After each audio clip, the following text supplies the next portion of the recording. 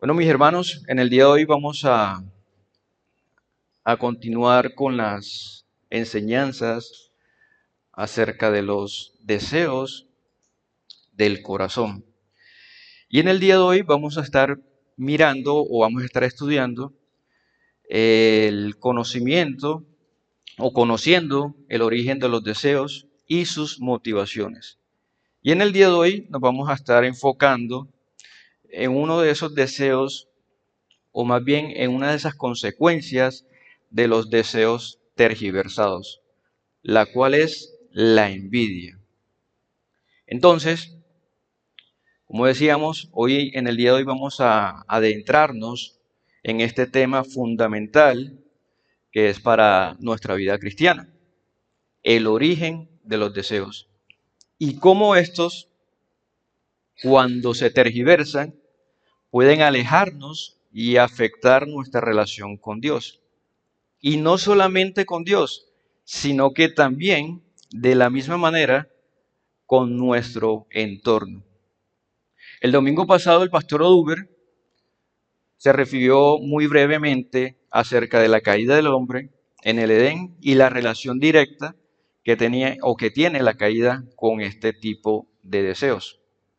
Sin embargo, en el día de hoy es necesario ver más allá a detalle que la tentación y la caída de Adán y Eva en el Edén nos ofrecen una lección profunda sobre el origen de los deseos en el hombre, como también la influencia del enemigo y nuestra propia responsabilidad en cómo nosotros respondemos a esas tentaciones. En un momento que se me olvidó colocar el cronómetro. Listo. Entonces, para iniciar, hablemos de que desde la creación del hombre, Dios otorgó deseos y anhelos en el corazón de éste. Y estos deseos, en su esencia original, fueron dados para el bien y el cumplimiento de los propósitos de Dios en nosotros. En el principio, Dios creó al hombre y a la mujer con deseos legítimos. Deseos como, por ejemplo, de comunión, deseos de conocimiento, deseos de alimento e incluso deseos de procreación y un largo etcétera. Entonces, basados en esta realidad, los deseos en sí mismos no son malos o pecaminosos. Todo lo contrario, forman parte de la bondad y benevolencia de Dios para con el hombre. Sin embargo, cuando nosotros llegamos al relato del Edén en Génesis capítulo 3, observamos que estos deseos pueden ser tergiversados, es decir, desviados de su propósito principal y dirigidos hacia la desobediencia. En el Edén, Dios le había dado al hombre un mandamiento específico que conocemos que dice de la siguiente manera: que no comiera del fruto del árbol del conocimiento del bien y del mal. Porque, dijo Dios, el día que de él comieres, ciertamente morirás. Génesis capítulo 2, versículo 17. Entonces, este mandamiento representaba una prueba de obediencia y confianza en la autoridad de Dios sobre Adán y Eva. Y sabemos que Adán y Eva en ese momento estaban rodeados de abundancia y de libertad. Pero Dios estableció un límite que implica la aceptación de su autoridad sobre la vida de cada uno de ellos. Y en este punto es entonces cuando entra la figura de Satanás, representado en la serpiente, quien utiliza una estrategia sutil para despertar en Eva el deseo de desobedecer a Dios. Pero en este punto, mis hermanos, debemos hacer un paréntesis para tener en mente lo siguiente. Y es que, como sabemos, Adán y Eva fueron creados en perfección. recordemos lo que dijo Dios cuando terminó la creación, incluido el hombre. Génesis capítulo 1, versículo 31. Dice, y vio Dios todo lo que había hecho, y he aquí que era bueno en gran manera. Aquí, mis hermanos, la frase en gran manera connota la idea de perfección. Por lo tanto, Adán y Eva tenían la capacidad de obedecer perfectamente a los mandamientos de Dios. Todo lo contrario a lo que ocurre con el hombre hoy en día, cuyo corazón está inclinado siempre hacia el mal, como lo confirma también Génesis capítulo 8, versículo 21. Esto es después de la caída. Dice el texto de la siguiente manera. Nunca más, dice Dios, nunca más volveré a maldecir la tierra por causa del hombre, porque la intención, y aquí el término original en hebreo es inclinación, del corazón del hombre es mala desde su juventud. Entonces, basados en esta realidad, podemos afirmar que Satanás no introduce un deseo nuevo en Eva. En cambio, lo que hace Satanás es tergiversar un deseo que ya existía en ella. Como lo podemos observar ahí mismo también en Génesis capítulo 3, versículos del 1 al 5, cuando Satanás cuestiona la palabra de Dios y engaña a Eva, llevándola a dudar de la bondad de Dios. Leamos brevemente lo que le dice Satanás a Eva. Génesis capítulo 3, versículos del 1 al 5, dice, con que Dios os ha dicho, no comáis de todo árbol del huerto, y luego añade Satanás, insinuando que Dios le está negando algo bueno a Eva, o a Adán y a Eva. Sigue diciendo Satanás, no moriréis, sino que sabe Dios que el día que comáis de él serán abiertos vuestros ojos y seréis como Dios, sabiendo el bien y el mal. Aquí, mis hermanos, en este punto, el enemigo planta la semilla de la duda y tergiversa el deseo de conocimiento, el cual, como ya veíamos anteriormente, es un deseo lícito. Sin embargo, esa semilla de la duda en Eva la llevó a desear algo prohibido. Y ese algo prohibido era ser como Dios, en lugar de confiar en Dios. Allí se hallaba el pecado en Eva, en Adán y Eva, y era que, escuchando la voz de Satanás, quisieron ser como Dios en lugar de confiar en Dios.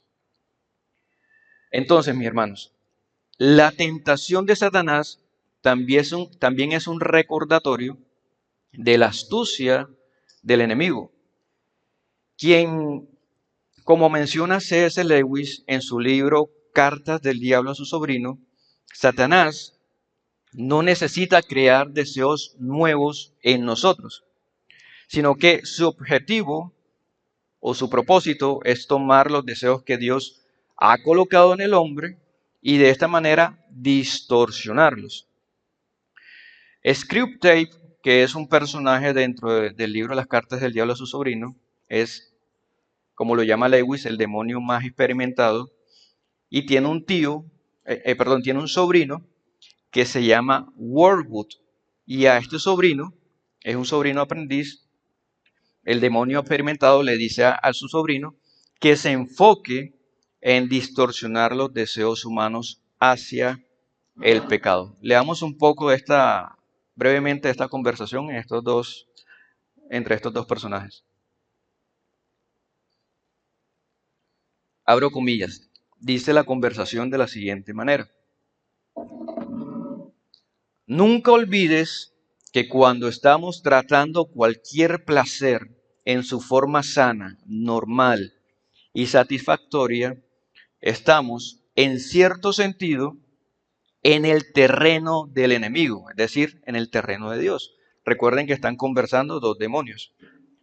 Ya sé que hemos conquistado muchas almas por medio del placer, De todas maneras, el placer es invento suyo, no nuestro. Él creó los placeres.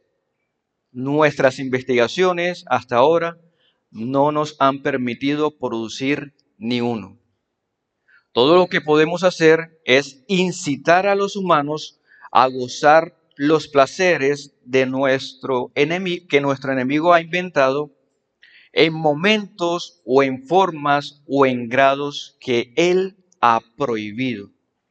Por eso tratemos siempre de alejarnos de la condición natural de un placer, lo que en este es menos natural, lo que menos huele a su hacedor y lo menos placentero.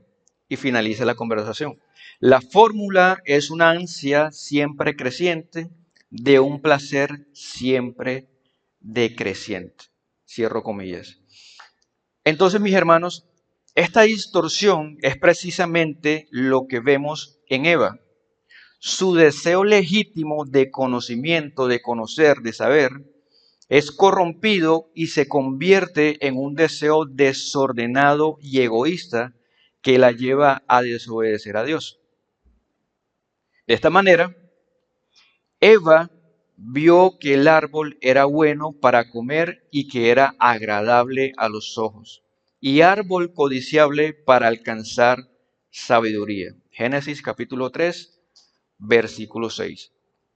Entonces, como ya hemos visto, este deseo en sí mismo no era malo ni pecaminoso, sino que se transforma en un acto de rebeldía cuando Eva toma del fruto y lo come. Y no contenta con ello, se lo da y lo comparte con Adán.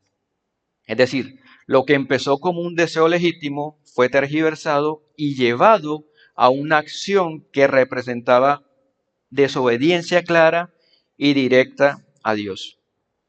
En ese momento, el hombre y la mujer eligieron escuchar la voz de Satanás en lugar de escuchar la voz de su creador. Y de esta manera, el pecado entró en el mundo.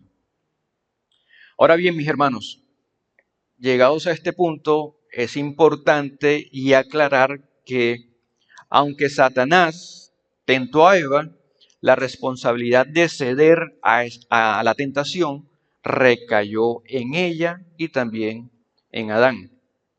Como nos lo recuerda la epístola de Santiago, capítulo 1, versículos 14 y 15. Y leo para todos en la versión Biblia de las Américas. Dice Santiago 1, 14 al 15.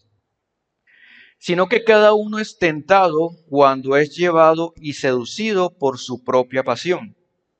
Después, cuando la pasión ha concebido, da a luz el pecado, y cuando el pecado es consumado, engendra la muerte. Entonces, aquí vemos que aunque Satanás puede influirnos, la tentación se convierte en pecado solo cuando permitimos que esos deseos desordenados den a luz dicha acción pecaminosa. Entonces, la caída en Edén nos muestra una verdadera o una verdad profunda sobre la naturaleza y nuestra responsabilidad frente a la tentación. Como lo tenemos claro, Dios no es el autor del mal, ni es responsable de nuestras decisiones pecaminosas, que eso también lo aclara Santiago al respecto. Entonces, la responsabilidad de Adán y Eva en su desobediencia, como hemos visto, es bastante clara. Y esta misma responsabilidad aplica a cada uno de nosotros cuando enfrentamos tentaciones. Y es decir, cuando el enemigo continúe o siga a buscar tergiversar nuestros deseos, somos nosotros quienes decidimos cómo respondemos a esos deseos. Por lo tanto, la consecuencia de este primer pecado fue devastadora. Adán y Eva, al desobedecer a Dios, rompieron esa comunión perfecta que tenían con Él. La muerte espiritual entró en sus vidas y el pecado, como una corriente contaminada, se transmitió a toda la humanidad. Y en este punto, permítanme citar a Luis Berkhoff en su teología sistemática. Y él dice al respecto de la caída, abro comillas, con respecto al origen del pecado en la historia de la humanidad, la Biblia enseña que comenzó con la transgresión de Adán en el paraíso y que fue, por lo tanto, un acto perfectamente voluntario de parte del hombre. El tentador vino del mundo espiritual con la sugestión de que el hombre, colocándose en oposición de Dios o en oposición a Dios, se convertiría en igual a Dios. Adán sucumbió a la tentación y cometió el primer pecado comiendo del fruto prohibido.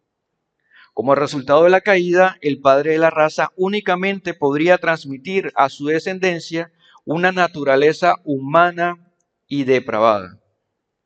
De aquella fuente sucia fluye el pecado como una corriente impura que alcanza todas las generaciones de los hombres, manchando a cada uno de lo que cae en contacto con esta naturaleza depravada. Cierro comillas de la cita. Entonces, con esta decisión, Adán y Eva trajeron una naturaleza humana depravada que afecta toda su descendencia y que sabemos es la causa de que el pecado esté presente en cada corazón desde entonces. Finalmente, mis hermanos, ya para ir cerrando esta introducción, acompáñenme al libro de Proverbios capítulo 4, versículo 23, que con respecto a todo lo que hemos visto nos exhorta de la siguiente manera. Proverbios capítulo 4, versículo 23, dice de la siguiente manera. Sobre toda cosa guardada, guarda tu corazón, porque de él mana la vida. Entonces, es en el corazón donde se originan los deseos y las motivaciones. Y es allí donde nosotros debemos estar siempre vigilantes. La historia de Adán y Eva nos recuerda que el pecado no empieza en las acciones visibles como tal, sino en los deseos distorsionados que permitimos que crezcan y se desarrollen en nosotros.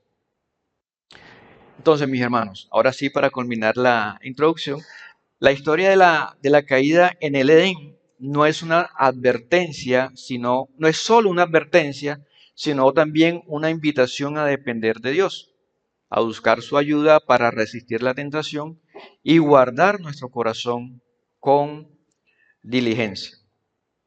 Culminada esta introducción, demos inicio a nuestros 2 puntos de nuestra enseñanza del día de hoy, los cuales he titulado de la siguiente manera. El primer punto lo titulé La envidia como consecuencia de la caída en Edén. Y este primer punto tiene 2 subpuntos que estaremos hablando acerca de la historia de Caín y Abel y de la historia de José y sus hermanos. Y el segundo y último punto lo titulé de la siguiente manera. La envidia hacia Cristo como causa de su entrega.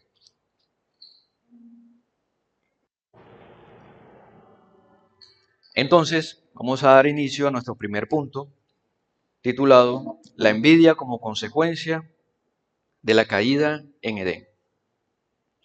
Entonces, permítanme empezar este punto de la siguiente manera diciendo que la envidia es uno de los frutos más destructivos que surgió en la humanidad tras la caída. Como estuvimos viendo en la introducción, el primer acto de desobediencia en el Edén marcó un cambio radical en la naturaleza humana. Antes de pecar, Adán y Eva vivían en comunión perfecta con Dios y entre ellos mismos. Sin embargo, tras caer en la tentación, la humanidad quedó atrapada en deseos distorsionados. Y uno de esos deseos o pasiones distorsionadas, que es incluso se puede considerar uno de los más venenosos, es la envidia. Desde una perspectiva teológica y bíblica, la envidia es una distorsión de deseos que, en su forma original, no son pecaminosos.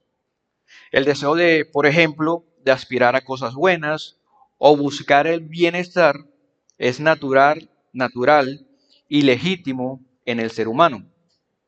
Sin embargo, cuando este deseo se corrompe, se convierte en envidia, que es el resentimiento o la tristeza por el bien o éxito ajeno, y el deseo de que otros no lo posean. Entonces, Dios ha puesto en el ser humano el deseo de progreso, su seguridad, de prosperidad y de muchos otros bienestares, los cuales en su justa medida no son malos en sí mismos. Estos deseos nos impulsan, por ejemplo, a trabajar, a mejorar y a esforzarnos para conseguirlos. Sin embargo, la envidia surge cuando estos deseos se pervierten y se enfocan en desear lo que otro tiene, no para imitar o aspirar sanamente, sino para resentir que otra persona distinta a mí lo posea. Por lo tanto, la envidia implica un rechazo a aceptar la voluntad de Dios para nuestra vida y un deseo de tomar o incluso peor, ver disminuido el bien de mi prójimo, lo cual a su vez va en contravía con uno de los mandamientos de Dios. ¿Cuál es ese mandamiento de Dios que se nos viene a la mente luego de haber leído acerca de la envidia? Éxodo 27:17. No codiciarás la casa de tu prójimo, no codiciarás la mujer de tu prójimo, ni su siervo, ni su sierva, ni su buey, ni su asno, ni nada que sea de tu prójimo. Por otro lado, en consonancia con lo que acabamos de mencionar, dice la epístola de Santiago, capítulo 3, versículo 16. Leo para todos nuevamente en la versión Biblia de las Américas. Dice, porque donde hay celos, recordemos que celos es sinónimo de envidia, porque donde hay celos y ambición personal, hay confusión y toda cosa mala. Es decir, aquí los celos se muestran como el motor que lleva al desorden y al pecado, evidenciando cómo un deseo legítimo de mejorar o tener éxito puede degenerar o convertirse en un sentimiento que causa daño. Por lo tanto, la envidia es un deseo distorsionado que se opone al amor hacia mi prójimo, desobedeciendo directamente otro mandamiento, que en esta ocasión es dicho o es recalcado por nuestro Señor, que Él dice, amarás a tu prójimo como a ti mismo, y que sabemos el cual es semejante al gran mandamiento. Amarás al Señor tu Dios con todo tu corazón y con toda tu alma y con toda tu mente.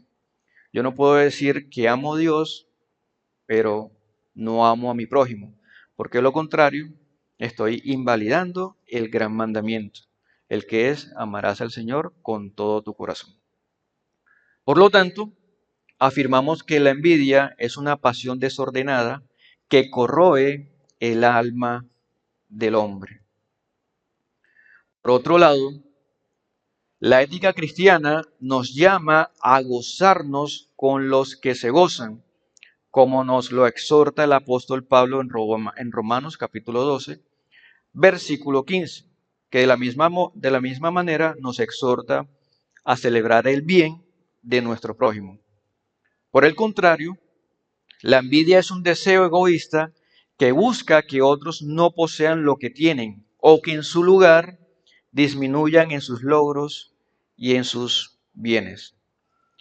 Entonces, la envidia puede definirse como el resentimiento por el bien o la ventaja de otra persona y el deseo de poseer todo, poseer lo que otro tiene o de privar a esa persona de su bienestar. Es decir, esto es un deseo egoísta y un reflejo de la naturaleza caída del hombre, como lo estaremos viendo a continuación en las historias de Caín y Abel y también en la historia de José y de sus hermanos. Entonces vamos a iniciar con la historia de Caín y Abel y la envidia que surgió en Caín hacia Abel.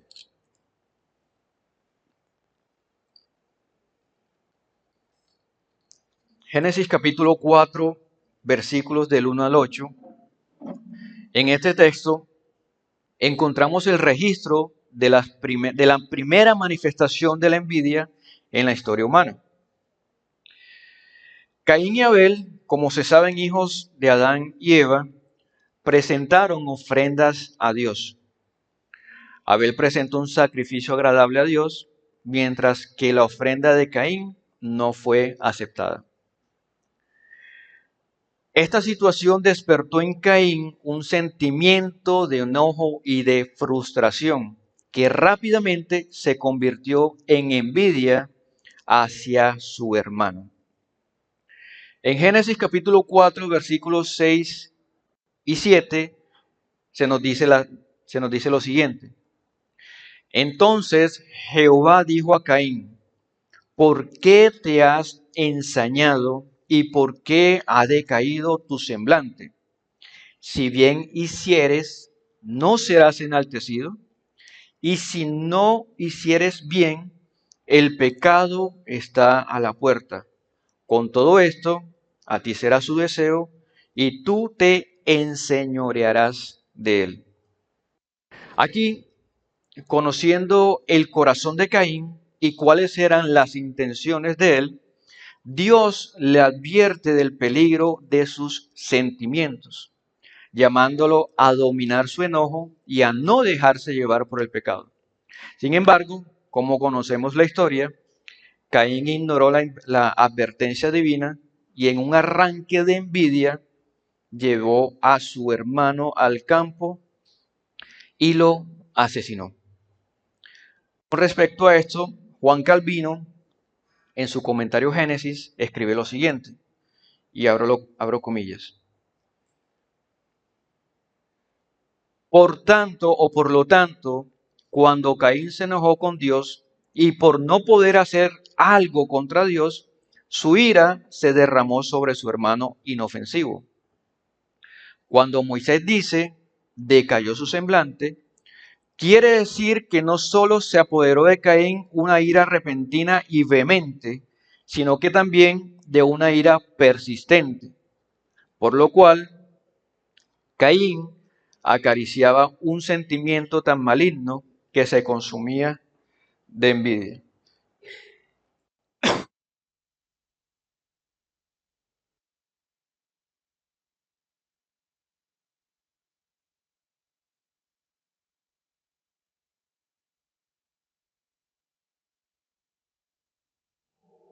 Hola, hola.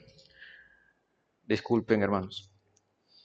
Entonces, Dios procede, sigue diciendo Caín no, Juan Calvino. Dios procede ahora contra el mismo Caín y lo cita a su tribunal, para que el desgraciado comprenda que su ira no le sirve de nada. Quiere que se le dé honor por sus sacrificios, pero como no lo consigue, está furioso y enojado.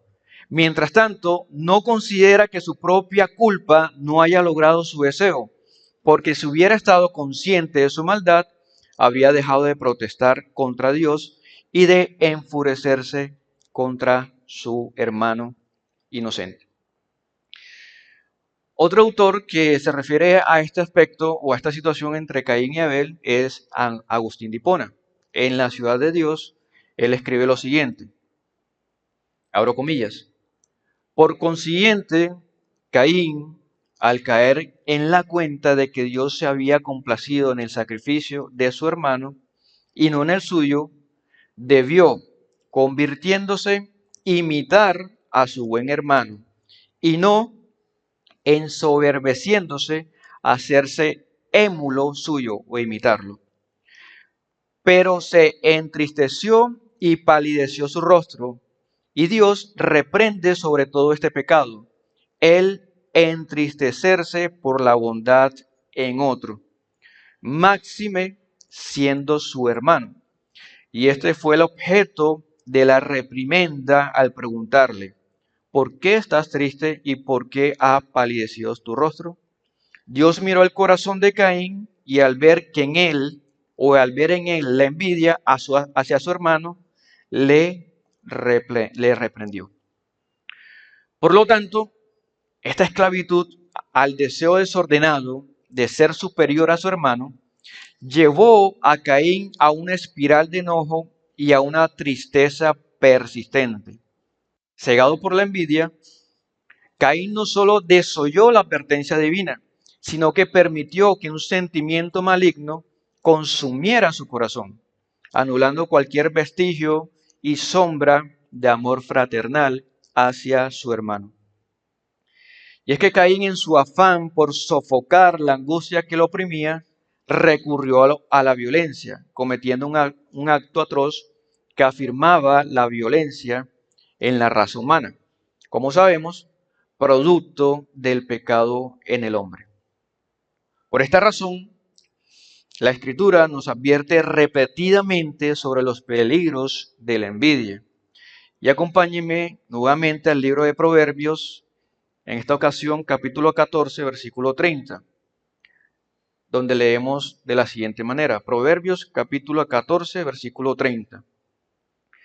Dice: el corazón apacible es vida de la carne, mas la envidia es carcoma de los huesos. En otras palabras, este texto nos dice que la envidia nos hace daño y nos destruye desde adentro.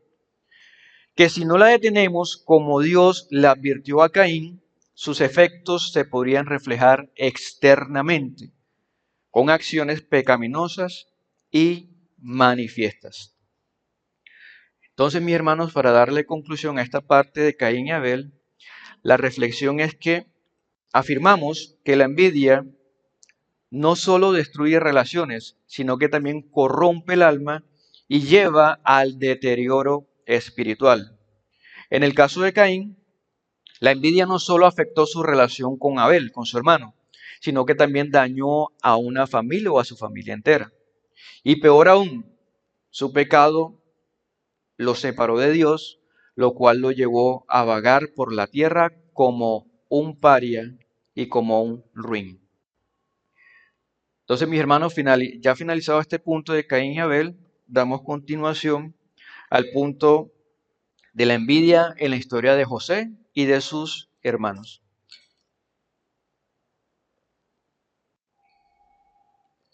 La envidia en la historia de José y sus hermanos. Entonces, la historia de José y sus hermanos, registrada en Génesis capítulo 37, es otro ejemplo manifiesto de cómo la envidia puede destrozar a una familia. Como sabemos, José era el hijo favorito de Jacob, y esto también lo sabían sus hermanos. Además de la preferencia de su padre, José tenía, por parte de Dios, tenía el don de recibir sueños proféticos, los cuales le revelaban su futuro en una posición de liderazgo. Y fueron estos fueron estos sueños los que provocaron el resentimiento en sus hermanos. En Génesis capítulo 37, versículo 4, se nos dice lo siguiente.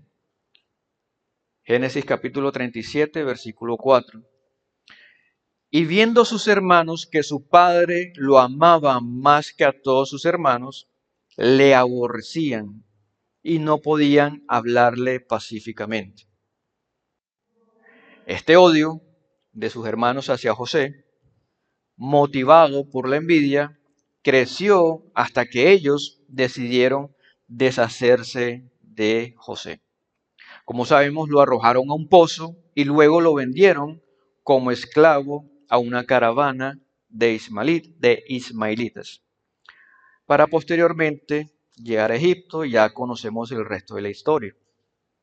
En este punto, permítanme citar nuevamente a Juan Calvino, quien dice al respecto, abro comillas: Cuando los hijos de Jacob se enteraron de que estaban peleando en vano contra Dios, su odio injusto debió haber sido corregido por esos medios, porque era como si Dios, poniéndose en medio de ellos, reprimiera su furia con estas palabras: tu conspiración impía será infructuosa, porque aunque te jactas, yo he constituido como tu jefe al hombre cuya ruina te apresura a buscar tu malvada envidia. Juan Calvino, comentario bíblico del Antiguo Testamento, comentario al Génesis.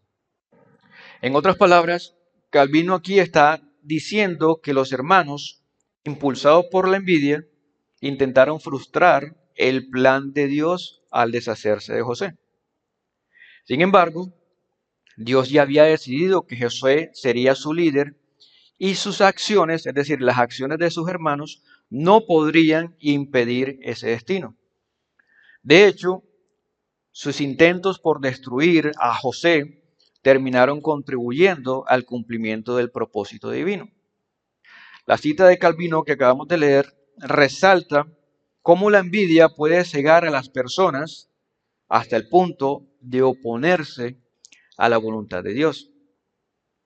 También se enfatiza aquí la soberanía de Dios para cumplir sus planes a pesar de las malas intenciones del hombre. Aquí también se utiliza este ejemplo para mostrar que la envidia no solamente es destructiva para las relaciones entre los hombres, sino que también es inútil cuando se trata de contrarrestar los propósitos divinos. Con respecto a esto, la Biblia nos enseña que este tipo de sentimientos deben ser rechazados y erradicados. Nuevamente, Santiago capítulo 3, versículos 14 y 16 al 16 nos advierte lo siguiente: pero si tenéis celos, recordemos que celos es sinónimo de envidia, pero si tenéis celos amargos y contención en vuestro corazón, no os jactéis, ni mintáis contra la verdad, porque esta sabiduría no es la que desciende de lo alto, sino terrenal, animal, diabólica. Porque donde hay celos y contención, allá hay perturbación y toda obra perversa.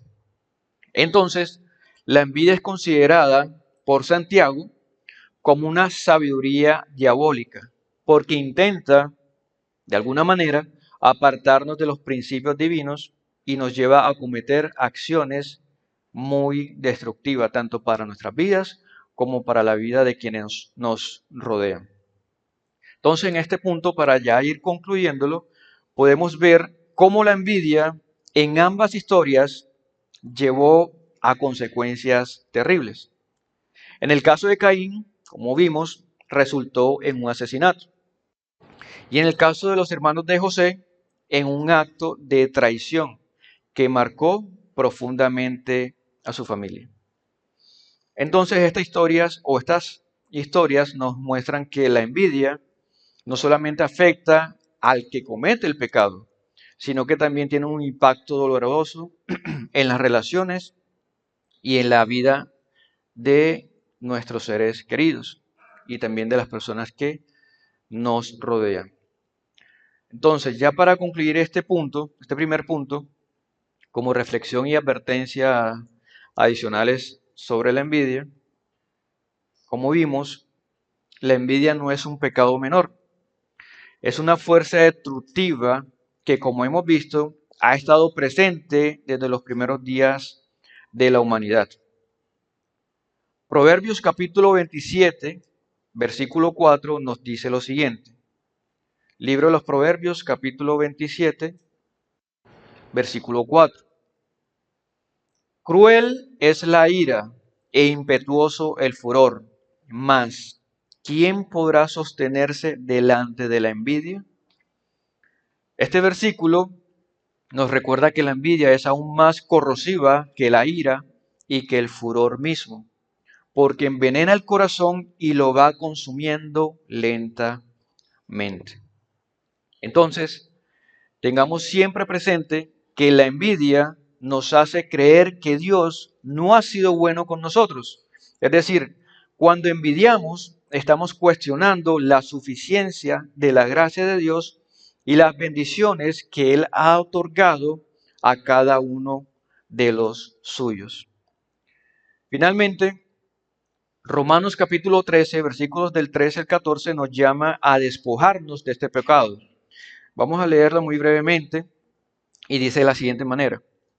Romanos capítulo 13, versículos 13 y 14. Andemos como de día, honestamente, no en glotonerías y borracheras, no en lujurias y lascivias, no en contiendas y envidia, sino vestíos del Señor Jesucristo, y no proveáis para los deseos de la carne. Entonces podemos decir, o estamos viendo claramente, que la envidia pertenece a las obras de la carne, y como creyentes estamos llamados a revestirnos de Cristo y de esta manera alejarnos de cualquier forma de pecado que cause división y destrucción en nuestras vidas y en la vida de los demás. Entonces, la envidia, como acabamos de ver en Caín y Abel y su hermano y José y sus hermanos, es un pecado que surge de los deseos desordenados y egoístas y que lleva a acciones graves y destructivas. Esta pasión, fruto de la caída y del alejamiento de Dios, sigue siendo una amenaza para todos nosotros hoy en día. Debemos reconocer su gravedad y recordar las advertencias de las Escrituras, buscando a Dios o buscando en Dios la fortaleza para luchar contra la envidia en nuestro corazón y vivir en amor y contentamiento con lo que Dios nos ha dado. Ya finalizado este punto, vamos a dar inicio a nuestro segundo y último punto, el cual está titulado La envidia hacia Cristo como causa de su entrega.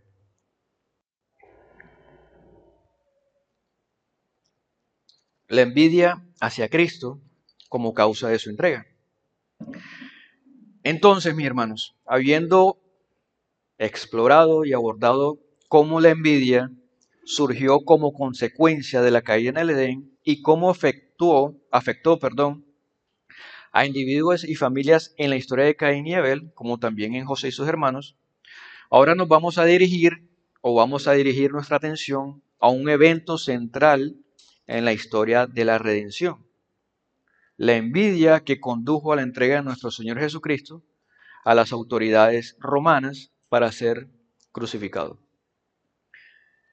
Entonces, mis hermanos, la envidia, como hemos visto hasta este punto, es una pasión destructiva que puede llevarnos a acciones terribles.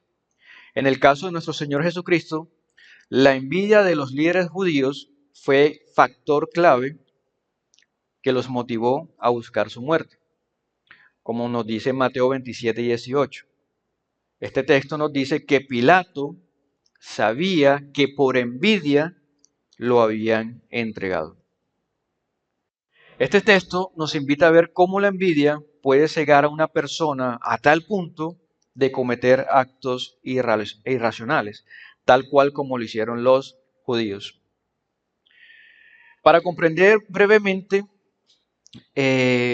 para comprender la envidia que los líderes judíos sentían hacia Cristo, es importante situarnos en el contexto de la época. Sabemos que durante el ministerio terrenal del Señor, Él enseñaba con autoridad, realizaba milagros y atraía a grandes multitudes. Sus enseñanzas confrontaban las prácticas y doctrinas de los escribas, tanto de los fariseos como de los saduceos, quienes en su momento, en esa época, eran los líderes religiosos y también eran considerados como los custodios de la ley de Moisés.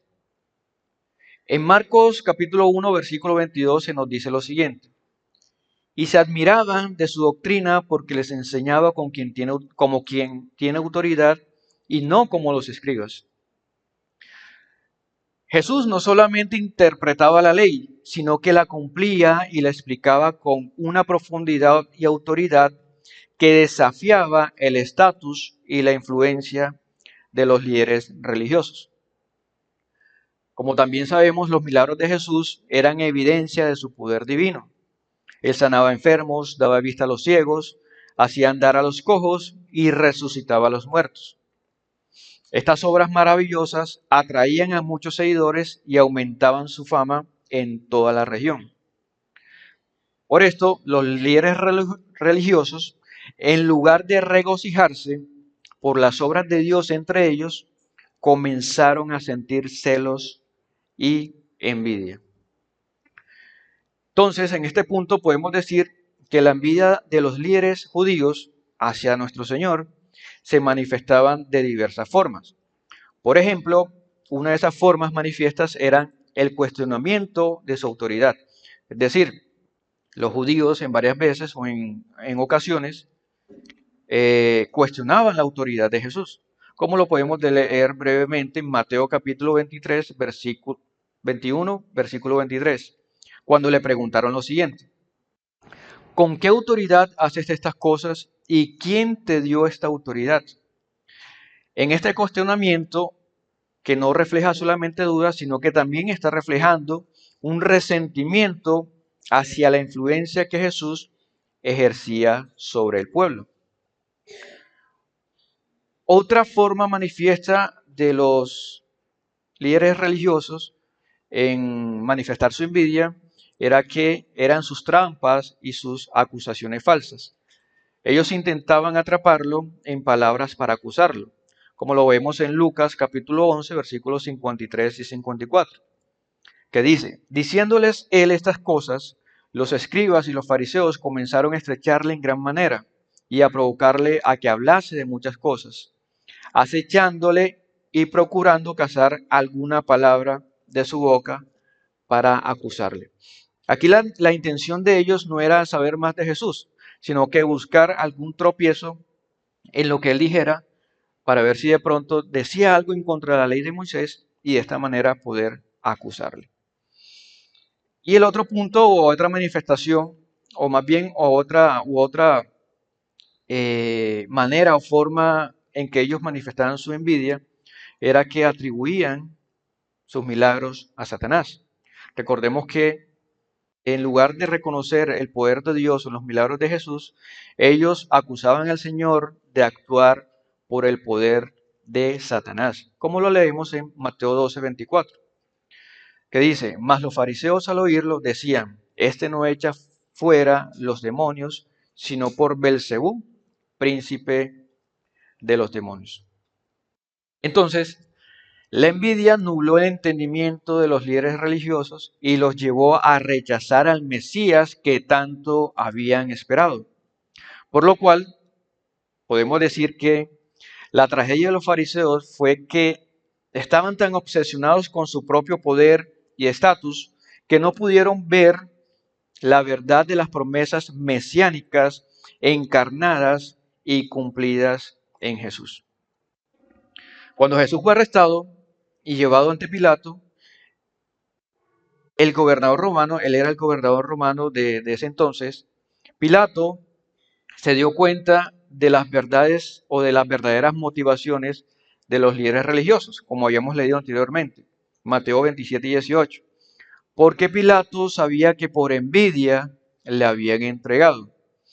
Y hay algo aquí bastante interesante y curioso, que Pilato, aunque pagano, pudo discernir que no había una acusación legítima contra Jesús para crucificarlo, sino que los líderes religiosos estaban movidos solo por celos, envidia y resentimiento. Y eso fue uno de sus grandes motivos que los llevaron a entregarlo ante Pilato. Entonces, mis hermanos, sé que me estoy pasado, pero regálenme 2 minuticos. La envidia fue entonces el motor que llevó a los líderes religiosos a conspirar contra Jesús.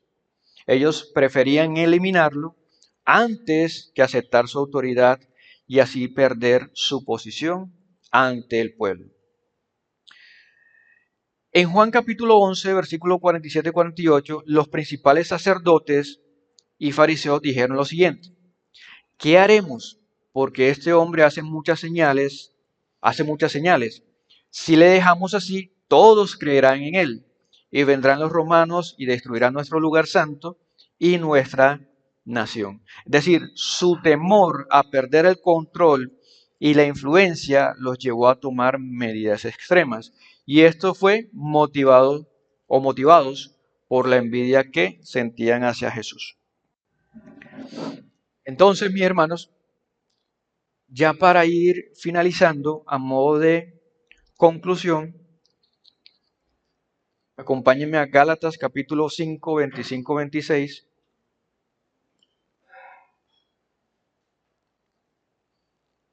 Antes de leerlo, compartirles que, por lo tanto, todo esto que hemos estudiado acerca de la envidia nos invita a reflexionar acerca de nuestro propio corazón y hacernos las siguientes preguntas. ¿Podríamos nosotros en algún momento estar dejando que la envidia afecte nuestras relaciones y decisiones? La envidia puede manifestarse de maneras sutiles como, por ejemplo, el resentimiento por los éxitos de otro, en la crítica constante o en el deseo de fracasar o ver fracasar a alguien más. El apóstol Pablo en Gálatas 5, 25, 26 nos dice lo siguiente: si vivimos por el Espíritu, andemos también por el Espíritu. No nos hagamos vanagloriosos, irritándonos unos a otros, envidiándonos unos a otros. Es decir, la vida en el Espíritu, como podemos ver en este pasaje, es incompatible con la envidia. Es decir, estamos llamados a celebrar las bendiciones y los dones que Dios otorga a otros, reconociendo que todo buen don proviene de Dios. Entonces, mis hermanos, hasta este punto, les animo y me incluyo a que esta semana que están pensando en el día de hoy, meditemos en estas verdades y pidámosle al Espíritu Santo que obre en nuestros corazones para transformar cualquier área que necesite ser rendida ante Dios. Que podamos ser conocidos como personas que aman y celebran y edifican a otros, reflejando de esta manera el carácter de Cristo en todo lo que hacemos.